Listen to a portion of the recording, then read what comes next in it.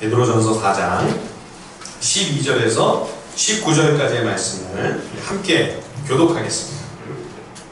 베드로전서 4장 12절로 19절. 오늘 우리가 베드로전서 전체를 좀 같이 살펴보고 말씀을 읽으면서 함께 말씀을 좀 나누려고 합니다.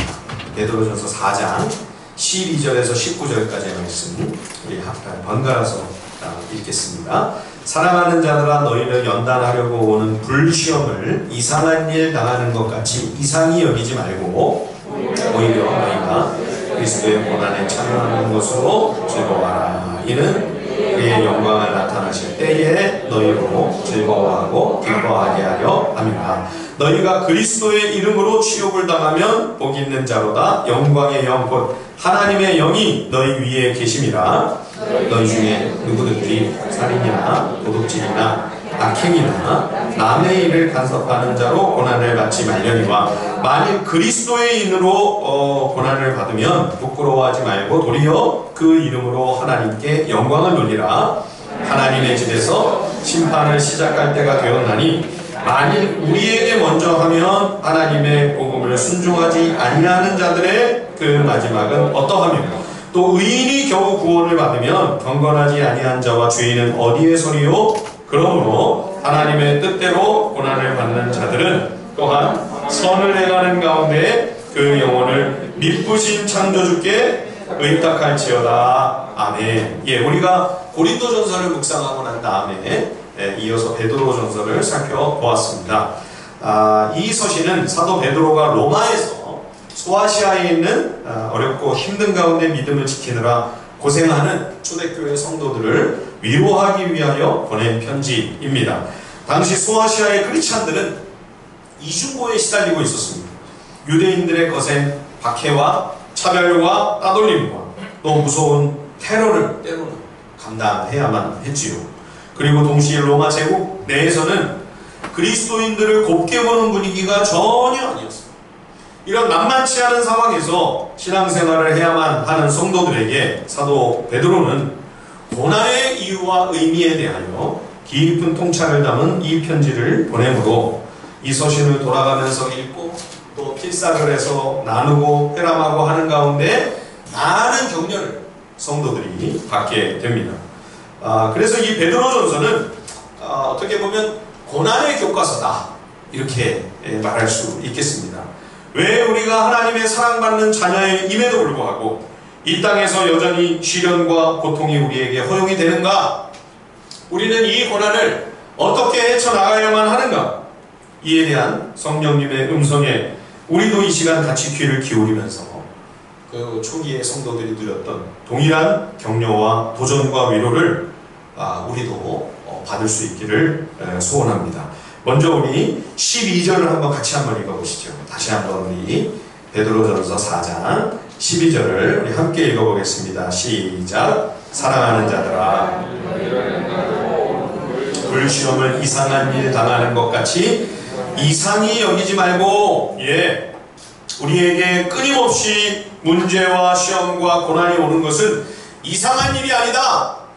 놀라지 말아라. 내가 겪지 말아야 할 또는 겪지 않아도 될 일을 괜히 이렇게 당하는 것처럼, 또 나 혼자 겪는 것처럼 낯설게 여기지 말아라 말씀합니다.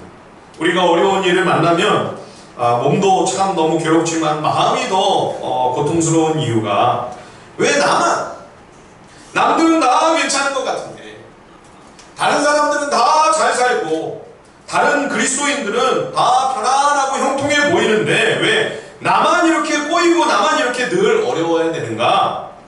하나님은 왜 나만 이렇게 유독 미워하시는지 그렇지 않습니다. 죄와 타락으로 부패하고 어두운 이 세상에서 하나님의 샬롬과 평화는 그 질서가 다 망가지고 다 깨뜨려져 버렸습니다. 그래서 이 땅의 모든 인생들이 다 한숨과 탄식 속에 살아갑니다. 힘들지 않은 인생이 없어요. 아무리 겉으로 보면 멀쩡해 보이고 괜찮아 보이고 편안해 보이죠. 몰라서 그렇게 보이는 거예요. 조금만 더 깊이 알고 들어가 보면 다 정말 정말 딱하고 안 됐습니다. 예. 제가 목회자로서 우리 성도님들을 뵈면 늘 제 마음에 가장 많이 드는 생각이 뭐냐면 참 정말 고생이 많으시다. 예. 한 분 한 분 그러지 않은 분이 없어요. 예. 알고 보면 우리는 다 불쌍한 사람이에요. 그래서 우리가 서로 긍휼히 여기고 서로 불쌍히 여겨야 돼요. 내가 모르는 그의 깊은 절망이 있습니다. 그만이 간직하고 있는 깊숙한 상처와 어두운 그늘이 있습니다. 그래서 잠언 14장 10절에 마음의 고통은 자기가 알고 마음의 즐거움도 타인이 참여하지 못하느니라. 13절에는 웃을 때에도 마음의 슬픔이 있고 즐거움의 끝에도 근심이 있느니라. 이렇게 말씀하고 있습니다. 그러면 우리가 예수를 믿어서 이렇게 더 힘든 건가? 그래서 더 시험과 고난이 많은 건가? 물론 그런 측면도 없지는 않습니다. 우리는 하나님의 말씀을 따라 하나님이 무엇을 더 기뻐하시고 원하시는가 하는 것을 생각하며 사는 사람들이기 때문에 세상 사람들이라면 안 해도 될 일을 해야만 할 때가 있죠. 사서 고생을 꼭 해야만 될 때가 있습니다. 또 안 믿는 사람들이라면 주저없이 그냥 아무 생각도 없이 저지른 그런 일들을 우리는 아무리 내가 원하고 아무리 저게 정말 아깝고 큰 이익이 되는 일이라 할지라도 포기해야 될 때가 있죠. 예. 그러나 여러분, 그렇다고 그럼 우리가 만약 예수 안 믿었으면 그럼 우리 인생이 훨씬 편안했을까요? 여러분, 예수 안 믿는 사람들은 다 편안하게 아무 걱정 의심 없이 눈치 안 보고 자기 마음대로 자기 뜻대로 하고 싶은 대로 하고 아주 즐겁게 행복하게 삽니까? 여러분은 믿기 전에 어떠셨어요? 정말 행복하셨어요? 그때가 참 그리우세요? 예, 그러면 여기서 지금 이 시간에 예배 안 드리시겠죠? 예. 믿기 전에도 더 힘들고 더 고단하죠. 그러니까 믿으나 안 믿으나 인생이 힘들고 고단한 거는 다 마찬가지입니다. 죄 안에 살아가는 인생은 다 괴롭고 곤고하며 고통스럽습니다. 믿든지 안 믿든지 똑같습니다. 어차피 인생은 만만치 않습니다. 세상에 만만한 게 하나도 없습니다. 예. 그런데 예수를 믿고 하나님의 자녀가 되면 인생의 고난이 의미 있는 고난으로 바뀌게 됩니다. 이게 달라지는 거죠. 그냥 생고생하고 마는 것이 아니고요. 헛고생하다가 마음만 지치고 몸만 피곤하고 그렇게 끝나는 것이 아니고요. 성도의 고난은 우리를 영원한 영광에 들어가게 하시기 위한 거룩한 훈련의 과정이 되는 것입니다. 예. 5장을 한번 보십시오. 베드로전서 5장 10절에 보시면요.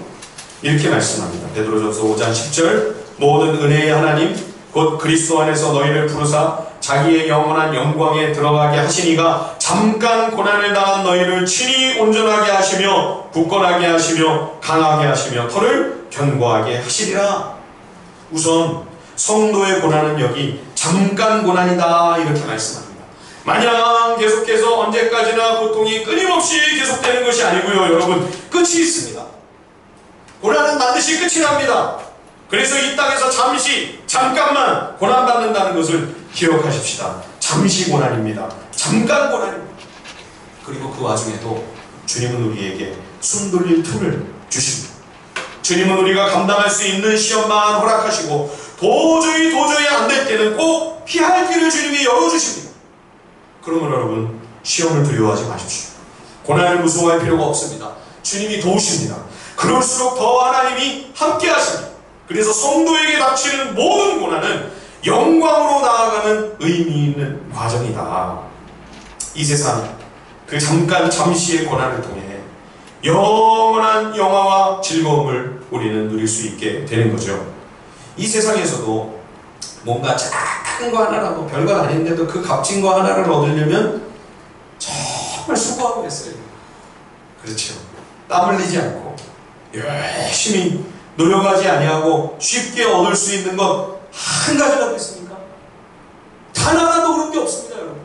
예, 이거 쉽게 돈 법니다. 이거 쉽게 대박 납니다. 여러분, 절대 솔깃하지 마십시오. 거짓말입니다. 이거 투자하시면 엄청난 수익을 돌려드립니다. 그런 소리에 여러분 아예 귀 기울이지 마십시오. 전부 사기입니다. 쉽게 되는 게 어디 있습니까? 우리 신자들 귀 얇으면 안 된다고 지난 새벽에 제가 말씀드렸죠? 예, 팔랑귀 이거 안 됩니다. 예, 혹시 내 별명이 팔랑귀다. 예, 그럼 귀를 그냥 다 오리세요. 예, 다 잘라버리세요. 예, 옆에서 잘라주지는 마시고. 예, 그리고 귀를 작게 만드셔가지고 주님 음성에만, 주님 말씀에만 귀를 기울이셔야 돼요. 쉽게 돈 벌어준다. 온갖 가머니설 다 거짓말입니다. 여러분. 완전 사기입니다. 결코 속지 마십시오. 이 세상에서 쉽게 거저 공짜로 되는 거 단 하나도 없습니다. 하물며 우리가 얻은 이 구원은 얼마나 큰 구원입니까? 예, 그리스도의 십자가와 부활로 말미암아 우리가 누리게 될 영원한 생명, 얼마나 귀하고 얼마나 놀라운 선물입니까? 영원한 기쁨과 평강을 누리며 하나님의 그 영광 가운데 영원토록 함께하는 이 어마어마한 구원에 우리가 참여하게 되었습니다. 그러니 그 영화로움과 영광에 같이 들어가기 위해 이 땅에서 잠시 훈련받는 것, 잠깐 고난받는 것, 잠깐 동안 이 시련과 연단을 우리가 견뎌야만 한다면 여러분 당연한 일이 아니겠습니까? 우리가 마땅히 자원해서라도 받아야죠. 예. 자, 그래서 오늘 본문 17절, 18절 우리 같이 한번 읽어볼까요? 자, 4장 17절과 18절입니다. 다 함께 시작. 하나님의 집에서 심판을 시작할 때가 되었으니 하나님의 마음을 순종하지 아니하는 자들의 어떠하며 또 의인이 겨우 구원을 받으면 경건치 아니한 자와 주인은 어디에서리요? 예, 여러분 하나님의 거룩한 심판이 악한 세상부터가 아니고요, 하나님의 집에서부터 심판을 시작하신다고 합니다. 불신자 저 악한 못된 사람들이 아닙니다. 여러분 신자가 먼저입니다. 우리들이 먼저입니다. 누가 양이고 누가 염소인가, 누가 알곡이며 누가 가라지인가, 이것을 영원히 판가름하는 거룩한 판단, 거룩한 결산이 세상에서부터가 아니라 여기 그리스도의 몸으로부터, 그리스도의 교회 공동체에서부터 먼저 시작이 됩니다. 그래서 의인도 겨우 구원을 받는다. 그러니 여러분 어찌 우리가 시련이 없이, 어찌 연단과 훈련이 없이 쉽게 거저 그렇게 영원한 영광과 그 다함없는 찬란한 빛 가운데 하나님과 영원토록 같이 거하는 그런 꿈을 우리가 감히 꿀 수 있겠습니까? 우리가 교회 안에 들어와 있기 때문에 이것이 정말 진짜 참 구원 얻는 신앙이 되도록 불같은 시험 가운데 주님을 믿으시게 하십니다. 6.25 때 전쟁이 딱 터지니까 그 여수 외양원에 계시던 그 손양원 목사님, 성도들이 목사님은 먼저 피하셔야 됩니다. 100가지 준비를 해가지고 그 한센 그 나환자들이 100가지 마련을 해가지고 피하시라고 그렇게 간곡히 권면을 했다고 하죠. 목사님이 계셔야 나중에라도 살아남으셔야 우리를 목양을 하고 이 교회를 지킬 수 있지 않겠습니까? 그런데 수 목사님이 양들이 가면 모를까, 지금 다 아프고 고통당하는 환우들이 그대로 여기 있는데 내가 이 연약한 이 가난한 성도들을 다 여기 두고 내가 어떻게 양들 버리고 나만 살겠다고 갈 수 있는, 안 가시죠. 그 자리를 지키시죠.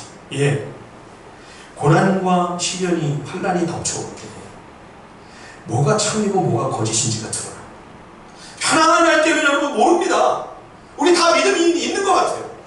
평안할 때는 내가 믿음이 좋은 것 같아요. 신앙생활 잘하고 있는 것 같아요. 그런데 주님이 불같은 시험과 환난으로 우리를 한번 흔드시면 내가 정말 믿음이 있는가 없는가, 내가 제자인가 아니면 무늬만 그리스도인인가 스스로 판단이 됩니다.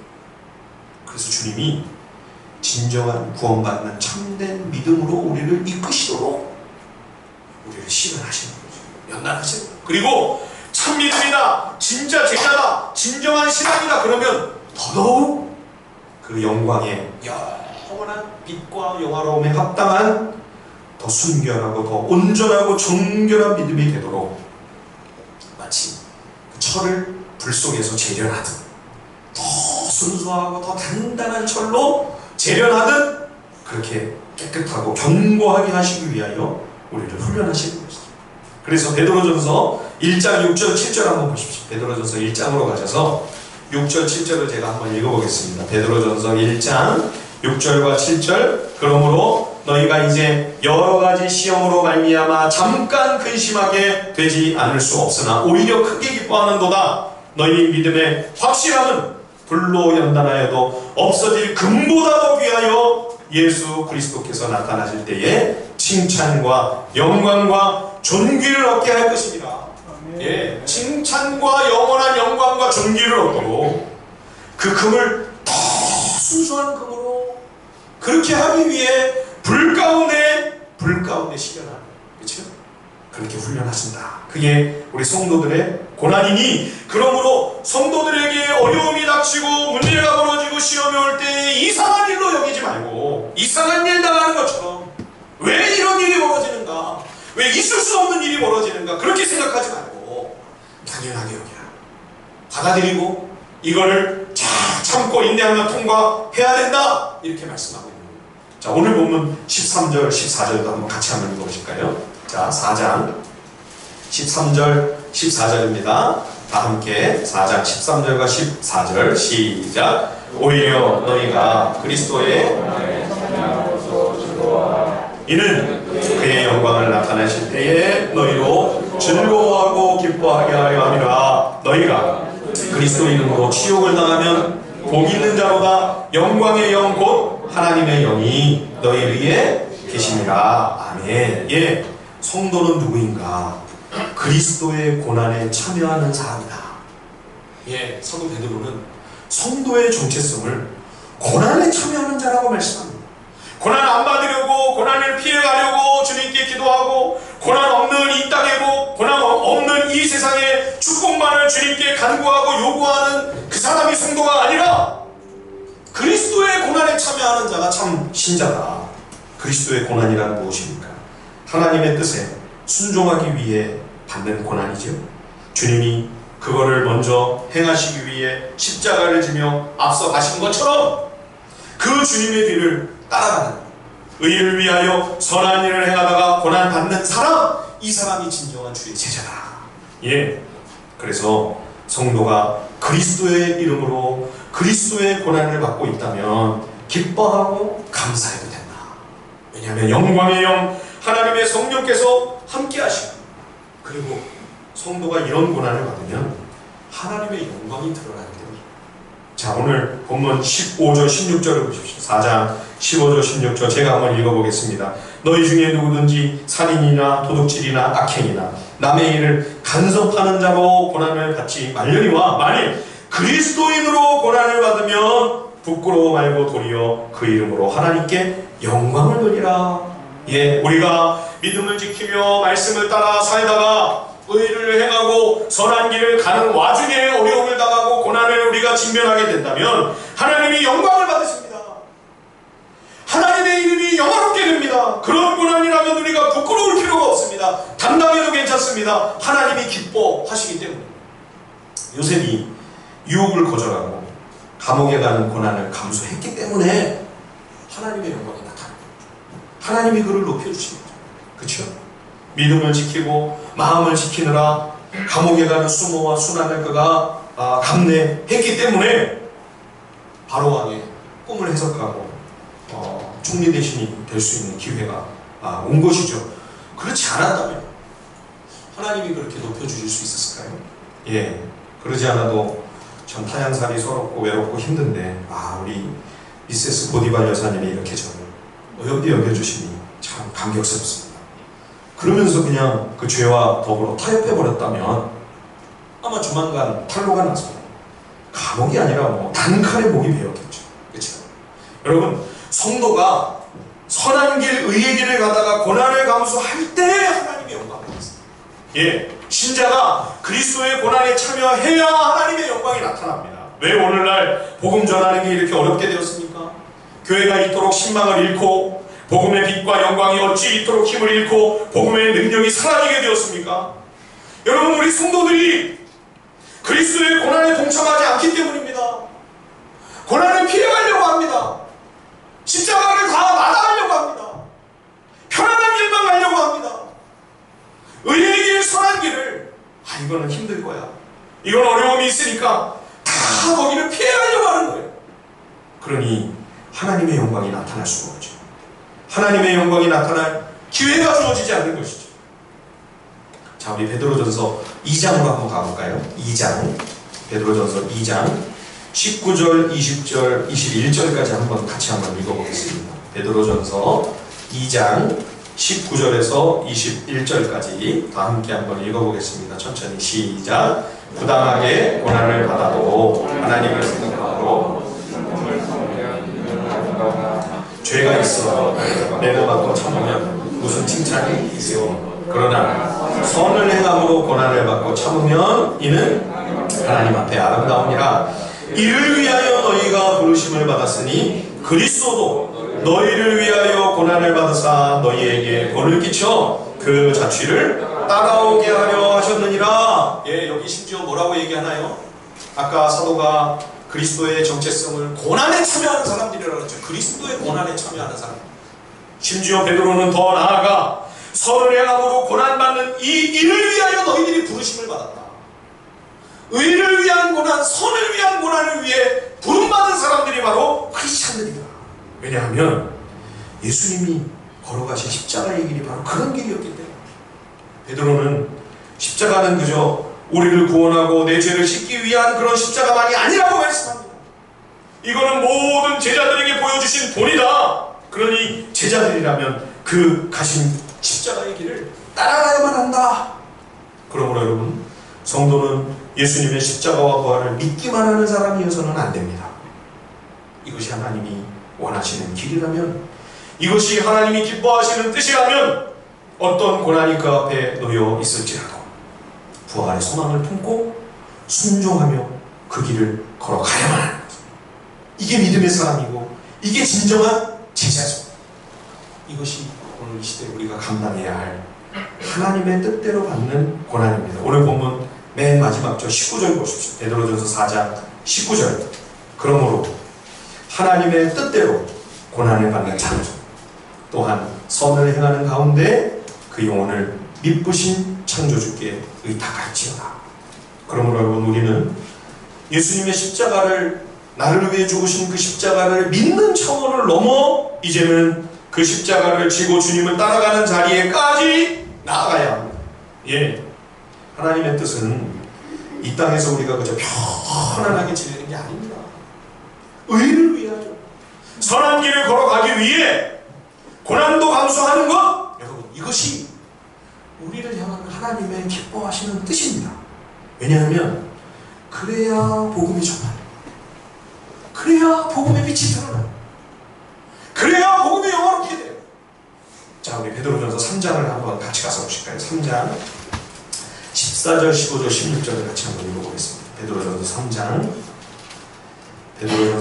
14절, 15절, 16절 다 함께 시작. 그러나 의를 위하여 고난을 받으면 복 있는 자니 그들이 두려워하는 것을 두려워하지 말며 근심하지 말고 너희 마음에 그리스도를 주로 삼아 거룩하게 하고 너희 속에 있는 소망에 관한 이유를 묻는 자에게는 대답할 것을 항상 준비하되 온유와 두려움으로 하고 선한 양심을 가지라. 이는 그리스도 안에 있는 너희의 선행을 욕하는 자들로 그 비방하는 일에 부끄러움을 당하게 하려 합니다. 예, 의를 위해, 선을 위해 십자가의 길을 걸어갈 때 사람들이, 믿지 않는 사람들이 그런 성도들의 삶을 보며 복음에 관심을 가져요. 도대체 저 사람들은 어떤 가치관을 갖고 있을까? 저들의 믿음이, 저들의 소망이 도대체 무엇이길래 저런 삶을 살지? 그러면서 와서 물어보는 거죠. 이들이 가까이 하고 싶은 거예요. 초대교회 성도들과 얘기를 나누고 싶은 거예요. 와서 물어보고 싶은 거예요. 궁금한 거예요. 나도 당신처럼 살고 싶습니다. 당신을 닮기를 원합니다. 나도 당신을 본받았으면 좋겠습니다. 어떻게 하면 당신처럼 살 수 있습니까? 그러니까 사도 베드로가 그런 일이 있을 때 와가지고 물어보면 그들에게 대답할 말을 항상 준비하고 있어야 된다. 복음 증거가 먼저가 아니죠. 삶이 먼저죠. 삶이. 사람들이 궁금하게 여기고 호기심을 가질 만한 공양하고 정말 본이 되는 그런 삶을 살고 있으니 사람들이 와서 묻는 겁니다. 그러니까 초대교회가 그렇게 고난을 당하고 그렇게 환난과 박해와 핍박이 계속 되는데도 믿는 사람들이 계속 교회 안으로 들어오고 계시죠. 예, 여러분 이 시대에 복음이 이렇게 막혀있고 복음의 문이 닫히고 복음의 능력이 힘을 잃고 있습니다. 복음의 빛이 가려져 있는 때입니다. 어떻게 하면 다시 복음이 능력있게 그 생명력을 회복할 수 있을까요? 교회가 십자가를 져야죠. 우리 믿음의 사람들이 주님의 뒤를 따라가야죠. 예, 우리가 초대교회 성도들과 같이 어렵고 힘든 길이라 할지라도 주님이 기뻐하시는 길, 의의 길, 선의 길이라면 그 길을 가야죠. 그때 복음의 능력이 나타나. 거기에서 복음의 생명력이 회복이 되고 복음의 영광과 빛이 온전히 찬란하게 드러나게 되는 거죠. 사도 베드로는 이 편지를 로마에서 썼습니다. 이때 네로 황제가 등장을 했습니다. 기독교인들을 조직적으로 핍박하기 시작합니다. 사도 바울이 이미 두 번째로 투옥이 되었다 결국 순교를 당합니다. 참수형으로 순교를 당하게 되죠. 베드로도 성도들과 함께 로마를 떠나려고 했습니다. 근데 전에 내려오는 전승에 의하면 환상 중에 이제 예수님이 로마로 가시는 모습을 보게 되죠. 그래서 이제 그 유명한 코바디스 도민에 주여 어디로 가십니까? 그랬더니 나는 네가 피하는 성도들에게로 가서 다시 십자가를 지고 로마로 간다. 그래가지고 이제 베드로가 그 길을 돌이켜서 다시 로마로 갔다 그러죠. 그래서 거꾸로 십자가를 지고 순교를 했다고 그렇게 전해 내려옵니다. 베드로인들 고난이 두렵지 않았겠습니까? 사도인들 고난이 힘들고 고통스럽지 않았겠습니까? 그러나 초대교회 성도들은 지금 우리들과는 비교도 안 되는 그 극심한 어려움과 아픔 속에서도 다 같이 고생하는 그 서로를 생각하면서 자신들 앞에 당면한 환난과 시험을 끝까지 인내하고 참고 버틴 거예요. 5장 9절 말씀 한번 같이 한번 읽어보겠습니다. 5장 9절입니다. 5장 9절 다 함께 시작. 너희는 믿음을 굳건하게 하여 그를 대적하라. 이는 동일한 고난을 당하는 줄 알미라. 예, 세상에 있는 너희 형제들 동일한 고난 당하고 있다.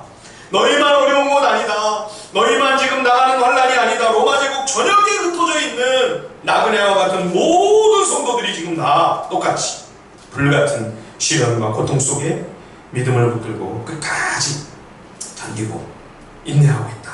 예, 그때만이 아니고 지금도 마찬가지예요. 지금 이 시간에도 세계 도처에 정말 우리처럼 이렇게 다 편안하게 있을 수 있는 게 아니에요. 너무나 힘들게 시간 살아가고 있어요. 제가 인도네시아를 갔더니 인도네시아는 종교의 자유가 있대요. 그래서 성도들이 괜찮은 줄 알았어요. 근데 그게 아니고요. 주민등록증에 종교가 나와 있어요. 그러니까 뭐 모슬렘들은 뭐 상관없죠. 다 거의 다 모슬렘. 크리스찬들은 기독교라고 딱 나와요. 이 사람들은 다 사실은 차별해요. 좋은 자리 못 올라가고 출세, 부자 되기 어려워요. 인도네시아에서. 그걸 감수하면서 믿음의 길을 걸어가. 신앙을 저버리지 않고. 예. 또 인도에 갔을 때도 브라만 계급의 한 분이 뭐 최상류층 편안한 삶을 살 수 있는데 그 믿음을 지키려고 자기 신분을 버렸어요. 그래가지고 그 빈민가 슬럼에서 그 끔찍한 그 빈민가에서 살아가는 거예요. 믿음을 지키면서 자기 아들들을 믿음으로 양육하면서 그런 귀한 성도들이 있어요. 예, 저 뒤에 제가 기도 제목을 붙여놓았습니다만 최근 북한의 사역자에게서 편지가 왔어요. 지금 북한은 90년대 말 그 200만, 300만이 굶어 죽었을 것이라고 하는 그 고난의 행군 때와 방불한 지금 궁핍을 겪고 있는 것 같습니다. 유엔과 미국의 경제 제재가 지금 오래됐죠. 더구나 최근에는 코로나로 중국과의 교역이 막혀버렸어요. 북한의 경제난이 지금 심각한 거죠. 예, 이거 무슨 생각이 딱 들어요. 우리는 거기 성도들이 또 얼마나 고생할까. 그렇죠? 여러분, 이런 성도들을 우리가 생각하면 우리는 그죠? 앞서 믿음을 지킨 초대교회 성도들이다. 또 세계 도처에서 그죠? 힘들고 어려운 그 박해와 따돌림과 차별과 억압, 심한 가난, 또 분쟁과 전쟁으로 인해 고통을 겪으면서 믿음을 저버리지 않고 신앙의 길을 걸어가고 있는 그런 형제 자매들을 생각하면 힘들다고 하는 말이 못 나오죠. 못 나와요. 예. 근데 우리는 굶지는 않지 않습니까? 그치? 아직 그래도 차별은 안 받고 왕따 되고 무슨 따돌림 받고 예수 믿는다고 뭐 불이익을 당하거나 핍박을 당하거나 박해를 받거나 감옥에 갇히거나 앞으로는 모르겠습니다. 지금은 아직은 그렇지 않잖아요. 정치원 수용소 가고 그러지 않잖아요. 예? 분쟁이나 전쟁으로 인해 극심한 식량난이나 가난으로 인해 지금 우리가 고통을 받는 것도 아니지 않습니까? 이렇게 비교조차 어려울 정도로 훨씬 더 큰 시련과 고난 가운데 있는 동시대에 그 귀한 믿음의 사람들을 우리가 늘 기억하고 우리가 우리 앞에 놓여있는 이 십자가를 잘 감당하는 거죠. 마지막으로요, 베드로는 사실 오늘 그리스도인의 정체성을 그리스도의 고난에 참여하는 사람입니다. 의와 선을 위한 그 고난의 그 부르심을 받은 사람들이다. 고난을 위한 부르심을 받은 사람이다. 이렇게 영적 정체성을 규정을 했는데 사실 처음부터, 이 편지의 처음부터 뭐라고 그리스도인들을 불렀냐면요. 우리 1장 1절 한번 가볼까요? 1장 1절, 베드로전서 1장 1절 제가 한번 읽어보겠습니다. 예수 그리스도의 사도 베드로는 본도, 갈라디아, 갑바도기아, 아시아와 비두니아에 흩어진 나그네. 흩어진 나그네. 예. 2장 11절도 한번 보십시오. 2장 11절에도 뭐라고 했냐면 사랑하는 자들아 거류민과 나그네 같은 너희를 권하노니 영혼을 거슬러 싸우는 육체의 정욕을 제어하라. 거류민과 나그네, 이게 지금 정착을 해서 안정적인 삶을 살아가는 그런 사람이 아닌 거죠. 예.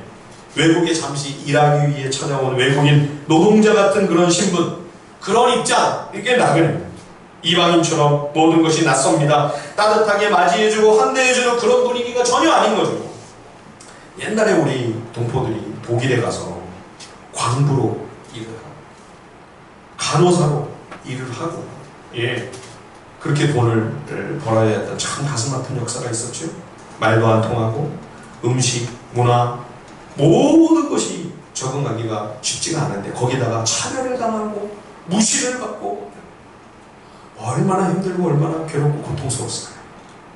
이게 나그네라는 단어에 담겨있는 분위기. 예, 그리스도인은 이 땅에 나그네입니다. 여기서 천년만년 살 사람들이 아닙니다.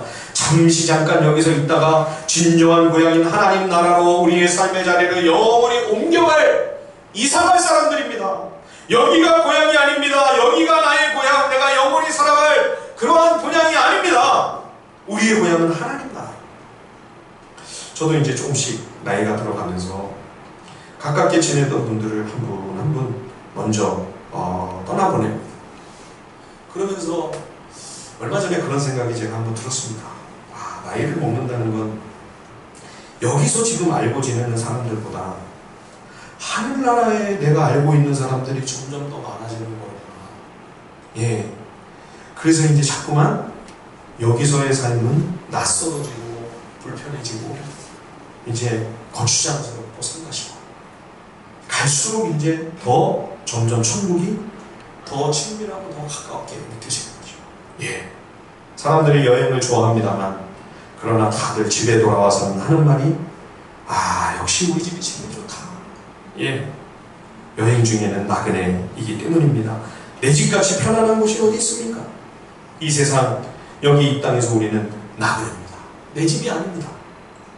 그러므로 사랑하는 성도 여러분, 이 세상에서 살아가는 우리의 삶, 이 땅에서 걸어가는 내 인생의 길이 나그네임을 직시하십시오. 여기서 자리 펴고 여기서 어떻게 안정적으로 자리 잡고 영원히 살 것처럼 여러분 그런 마음 자세, 그런 태도로 우리가 살 수 없습니다. 우리는 떠날 사람들입니다. 곧 떠날 인생입니다. 아무리 여기가 좋아도 떠나야 합니다. 주님이 오늘이라도 야 이제 그만 와라 하시면 즉시 다 내려놓고 뭐 미루는 것도 없습니다. 미룰 수도 없고요. 연기도 안 되고요. 와라 그러시면 네 하고 바로 다 내려놓고 떠나야 돼요. 예. 4년 전에 2016년도에 미국 애리조나에서 교통사고가 있었습니다. 그때 한국 유학생 김유나 양이 크게 다쳤습니다.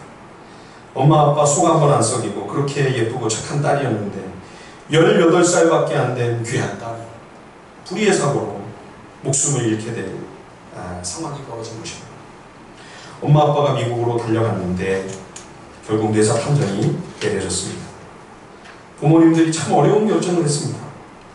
이분들이 아마 가톨릭 신도들이었던 모양입니다. 유나양 부친이 이제 우리 딸 마지막일 것 같은데 장기를 기증하면 어떨까? 아내에게 얘기를 했더니 어머니도 동의를 합니다. 그렇게 뜻깊게 보내주는 게 좋을 것 같다.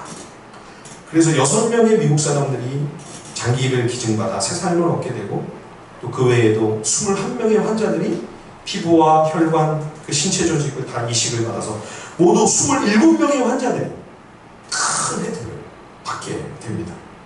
그런데 최근에 그중 한 사람인 24살 킴벌리라고 하는 여성이 한국에 왔습니다. 우리나라는 이제 장기 기증인 유가족하고 이식받은 사람 사이에 정보 교류가 금지되어 있다고 합니다. 법적으로. 혹시 무슨 금전거래의 우려 이런 이유 때문에요. 미국에는 그런 제약이 없다. 금전거래는 안 하지만 서로 정보는 얼마든지 교환할 수 있다고 합니다. 그래서 이 킴벌리가 그렇게 알아내가지고 이제 한국을 유나 부모님을 만나기 위해 온 거죠. 이 킴벌리는 2살 때 당뇨 판정을 받아가지고 19살 때까지 투병을 했다고 합니다. 신장까지 망가져서 이틀에 한 번 투석을 하는데 9시간이 걸립니다. 예. 그런데 이 유나 양의 신장과 췌장을 기증을 받아서 건강을 회복하고 제2의 인생을 살게 된 거죠. 킴벌리와 유나 엄마는 만나자마자 서로를 두둥켜 안고 한참을 눈물을 쏟았습니다. 킴벌리가 유나 엄마에게 직접 써온 편지를 읽습니다. 오늘이 있게 해주셔서 감사합니다. 유나의 선물은 제 인생을 건강하고 더 나은 방향으로 바꿔놓았습니다. 거의 매일 투석을 하면 너무 많이 아팠습니다. 어떤 말로도 고맙고 기쁜 마음을 표현할 수 없습니다. 앞으로 언제나 유나 어머니의 가족처럼 그렇게 살겠습니다. 유나 어머니도 편지를 써가지고 와서 읽었습니다. 안녕 킴벌리. 초면이지만 우리 딸이랑 비슷한 나이라 딸을 부르듯 불러봤어요. 오랫동안 아파서 힘들게 살다가 유나의 신장과 췌장을 기증받아 건강을 회복하고 어렸을 적부터 그렇게 먹고 싶다던 아몬드 초콜릿을 먹을 수 있게 되었다. 울컥했어요. 불의의 사고로 그렇게 급하게 우리 곁을 떠났지만 유나의 죽음이 헛되지 않고 누군가에게 큰 희망이 되고 그 사람이 영원히 남아있다고 생각하니 유나가 참 대견스러워요. 앞으로 우리에게 고맙고 죄송하다는 생각은 하지 말고 지내세요. 유나가 남기고 간 선물은 대가 없는 소중한 것이고 이제는 그 누구의 것도 아닌 킴벌리 자신의 것입니다. 혹시 보답하고 싶다면 어렵게 회복한 건강을 잘 지키시고 행복하게 살아가는 것이에요. 저도 장기 기증을 이미 서약을 했는데 이 내용을 쭉 보고 나서 가족들에게 카톡방에서 다시 한번 당부를 했습니다. 혹시라도 만에 하나 모르잖아요, 그렇죠?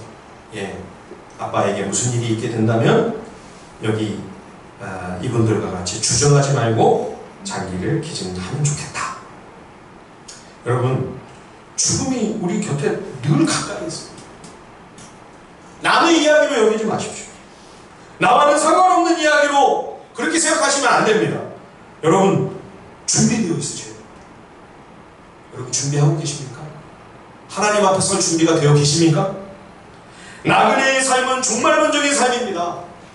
준비해야 합니다. 여러분, 준비되어 있어야 합니다. 죽음을 먼 이야기로 생각하지 마십시오. 언제 주님이 부르실지 모릅니다. 여기서 영원히 살아갈 내 인생이 아님을 기억하시고 영적 나그네임을 늘 의식하며 살아셔야 되는 거죠.